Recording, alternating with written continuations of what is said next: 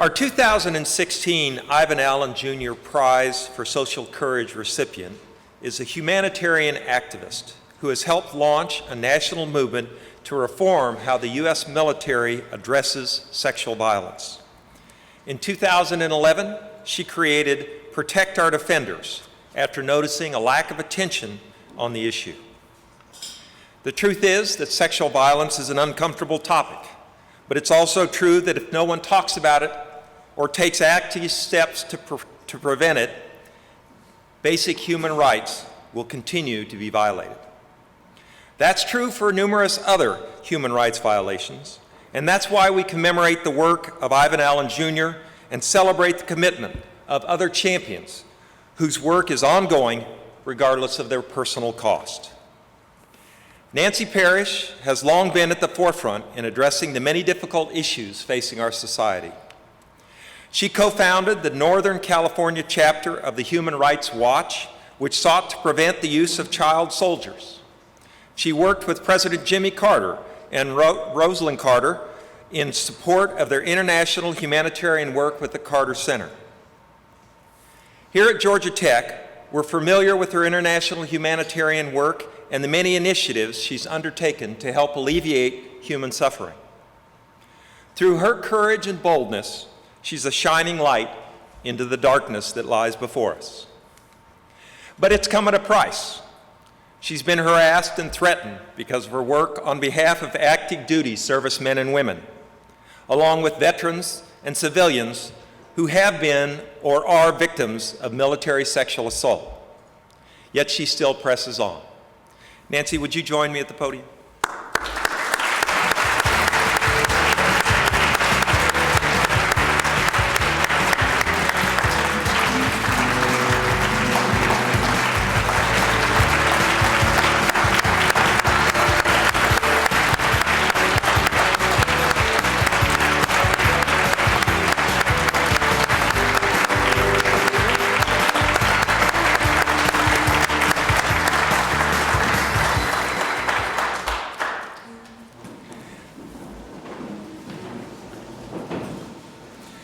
Upon learning that she'd been selected for the Ivan Allen Prize, Nancy commented, "Ivan Allen Jr. was a beacon of light in a dark time, and we strive to be that beacon of light today for our young service women and men and veterans."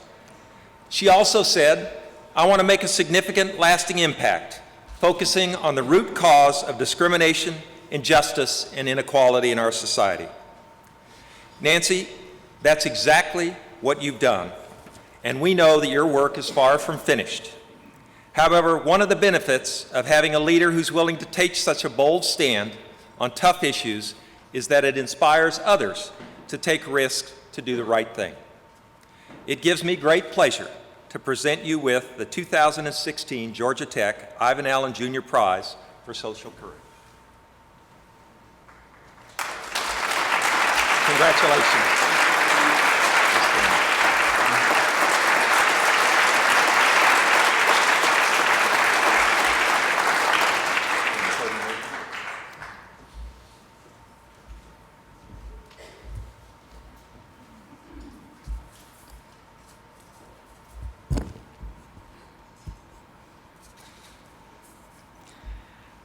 Dr. and Mrs. Peterson, thank you. Dean Royster, and all the members of the selection committee, thank you. Promised I wouldn't do this. Thank you to the team here at Georgia Tech who have worked hard to make these days so meaningful. It's an emotional time, overwhelming really. And to Tom Glenn, it was wonderful spending time with you yesterday. To the Glenn family, the Glenn family's work to continue the legacy of Ivan Allen Jr. through this prize inspires me and so many others committed to social justice work. I'm grateful and indebted to you. To my best friend, my husband Chuck, who is my partner in life and has been my partner in this work, thank you. To our children, Rebecca, who traveled across the country to document survivor stories, and Rob, thank you for your help, your encouragement, and especially your understanding. To be in the company of such courageous prior recipients, Congressman Lewis, Senator Sam Nunn, Beatrice Mtetwa, and Dr. Fagey, is humbling beyond words. As they have all expressed, it takes a village, and I am here in no small part due to the bravery of the community of sexual assault survivors and their families, our small, hardworking team, the human rights and victim rights attorneys, those leaders in the military who risk their careers to do the right thing, the journalists who seek truth and shine a light on the epidemic of sexual harassment and assault in our military, and the bipartisan congressional leaders, a majority in the Senate, to continue to demand a vote to reform the broken system of military justice. When one looks at the movements for social justice, from the end of Jim Crow to the acceptance of LGBT members in the military and same-sex marriage, each seemed impossible only a short time before. Social justice work, by its nature, is confronting powerful interests, and power concedes nothing. When I began this work, the risk taken and the courage required by the survivors and those supporting them within the system was evident. Suddenly, in the midst of acute conflict, Chuck and I realized that we too were a target, and even our security was an issue. Each step forward is a result of individuals often risking more than should be required to drive sometimes contentious civil discourse that helps change public opinion. And eventually, though sometimes grudgingly, action by our nation's policymakers. As the work of Ivan Allen and John Lewis remind us, there has been much progress in ending many extreme forms of oppression that existed in this country. Yet discrimination, sexual harassment, and abuse remain common within our society and public institutions, the product of both overt and unintentional bias, which hinders advancement by those silenced and often perceived as the other. Our military is a beloved institution. It too has made great strides in eliminating discrimination, integrating people of color, women, and LGBT people into its ranks. But for too long, it has failed to fundamentally address the crisis of sexual harassment and assault, and this failure is exacerbating inequalities and harming our military. It's undermining recruitment, retention, unit cohesion, and good order and discipline. Sexual assault rates among active duty members are significantly greater than their civilian counterparts in the reserves. The U.S. military is the world's largest employer. It protects our nation and it defends our democratic way of life. It's a vital part of our society. It has traditionally served an important role as a primary source of upward mobility for disadvantaged young people, particularly women and minorities. It promises a path to a career and a higher education many could not otherwise afford. Yet, all too often, those seeking opportunity and advancement have found their lives upended, their careers cut short. According to RAND, our military has such high rates of persistent, sexually hostile work environment, so persistent and severe that it is causing harm to one's career. Valuable, earnest strivers are being washed out of the military due to sexual harassment, assault, and severe retaliation for reporting the crime, which they are currently powerless to overcome. The Pentagon reports that less than 15% of victims report the crime, and of those few who do, 62% face retaliation, often career-ending. They are threatened, passed over for promotion, kicked out with an errant medical diagnosis. In reaching out for help, one young service member put it this way: "One of the things I can't seem to learn is to remain silent. If I hadn't said anything, I'd still have a career. If I had just chalked it up to a bad date. And I tried. I tried to pretend it was a date gone horribly wrong, but I couldn't. I couldn't sleep or eat or think or survive. So I talked. And I don't know if I did the right thing. In fact, the entire event has repercussions that I'm afraid are still unfolding." As Senator Chuck Grassley, the Republican from Iowa, put it, "Barring access to fair and impartial justice pours salt in the wounds of those who have suffered immeasurable dignity and harm while serving their country in uniform. Unlike in the civilian world, for service members raped or assaulted, there is no escape. The military unit is not just your workplace. It's also your home and your social life. It's illegal not to report back to work, even if you are reporting to your rapist, his boss, or his friend. But the military is not separate from us. It's our moms and dads, sisters and brothers, our children. My immigrant father served in World War II. My mom worked for the Army as a civilian. A Navy ROTC scholarship allowed my sister to be the first in our family to attend college. She served with distinction along with her husband, a Navy pilot.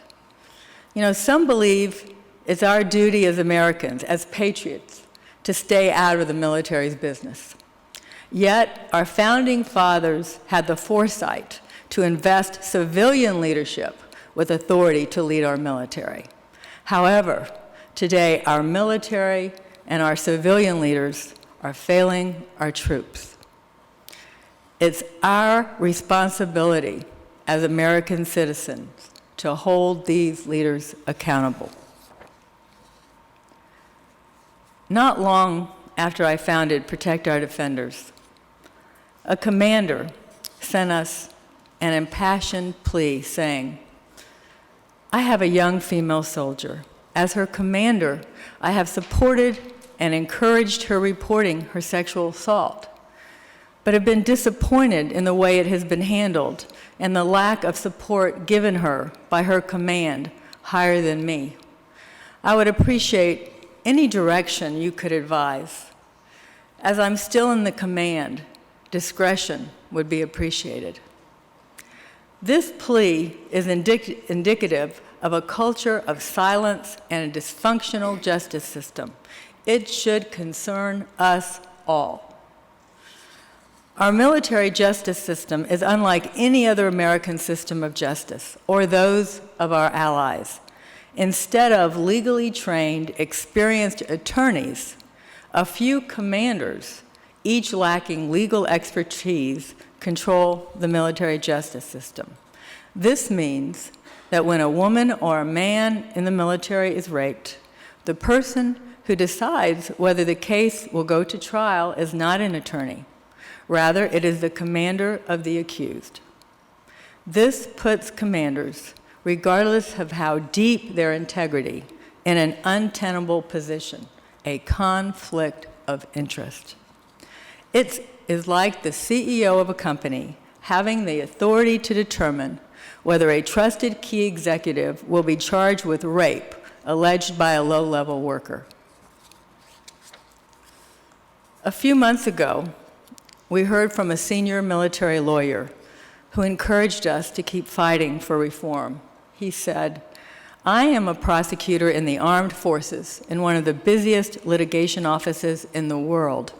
Cases are lost or overturned on appeal due to errors, and victims don't want to come forward because of distrust of the chain of command." He went on to say, "We are overwhelmed with sexual assault cases. I've been debating getting out. We are losing good litigators. Please keep working. This is just one of the many communications we regularly receive from active duty members that confirm the system is broken and conflicted. It fuels inequality, and it exacerbates a culture of abuse and victim blaming. Our work is rooted in a passion and commitment to legal and cultural change to end this epidemic, and a commitment to justice and dignity for survivors of sexual assault. We're driven by the belief that all people, including and particularly the men and women who have signed up to serve and protect our citizens, deserve access to equal, impartial, and effective justice, whether they are the victim or the accused. This is a social justice, economic justice, criminal justice, and public health issue that has wide-ranging impact on our greater communities. Victims fear coming forward. Predators retire into our neighborhoods. 40% of female homeless veterans suffer from the military sexual trauma, according to the VA. There are over 1 million visits annually to the VA for military sexual trauma-related care. The RAND Corporation estimates the cost of this crisis at over $3.5 billion annually. This is a moral imperative. A common thread throughout the life of Ivan Allen Jr. and the prior recipients of this award is that each individual who strives to improve society, to fight for justice, can help make change happen. I have fought all my life to level the playing field for those without power, without a voice. I have not done so alone. This award is a testimonial to the bravery and sacrifice of the many survivors, including civilians, who risk their careers and often their security and livelihood to speak truth to power and demand justice. It is because of these survivors and their courage in coming forward that we've been able to drive the public discourse and make change. It is also due in no small part to justice advocates and courageous military leaders, such as those I've previously mentioned, and Protect Our Defenders President, the recently retired Chief Prosecutor of the United States Air Force, Colonel Don Christensen, who made a choice, gave up his career, and stood tall on behalf of justice, defending the findings of a jury and the testimony of a victim of sexual assault in the face of fierce opposition from Air Force leadership, who defended a colonel convicted of sexual assault and the general who overturned the conviction. Together, we have built a national movement for justice. In just 5 years, collectively, although there remains much to be done, we have made significant progress. Survivors are no longer silenced. This crisis is now part of our public discourse.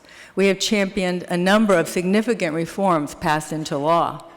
A commander can no longer overturn a sexual assault conviction, and the accused can no longer use their good military character as a defense against a rape charge.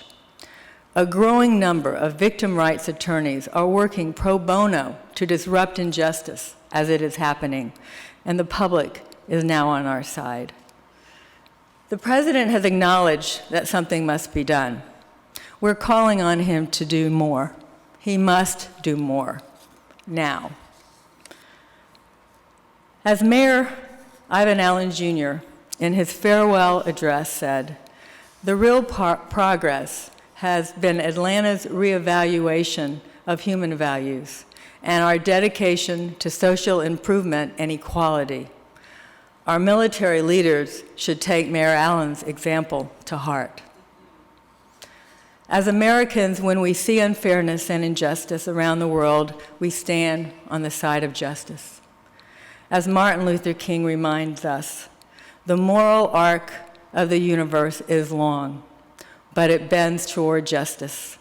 which is why we gather our considerable resources to combat such abuses, however uncomfortable, even dangerous, it may be to challenge those in power.